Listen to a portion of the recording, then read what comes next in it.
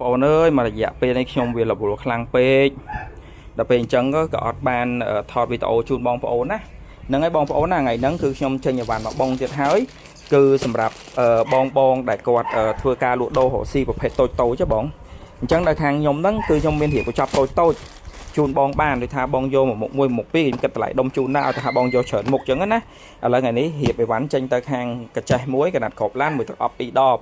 ហើយខាងខ្ញុំក៏មានលក់ជាប្រភេទទឹកអប់ដាក់ឡានច្រើនប្រភេទដែរណាបងណាបាទអានេះគឺជាប្រភេទក្បាលសេះបាល់ឡម៉ង់អូយក៏អូបហ៎យករួមមានលក់ original ហើយក្បាលសេះឥឡូវក៏មានចេញពីមានចេញ6ប្រភេទជាប្រភេទទឹកអប់ណា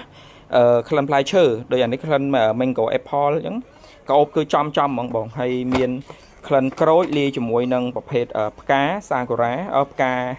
100ស្រទាប់យ៉ាងក្លិនវាក៏អូបខ្លាំងដែរហើយបន្ទាប់មកទៀតគឺមានស្លឹកឈើបាទដុំកលក់រាយកលក់ហើយមានអីវ៉ាន់ច្រើនផ្សេងទៀតបើសិនជាបងមានតម្រូវការពេចតាក់តុំមកកាន់ page ណាបងណាអរគុណច្រើន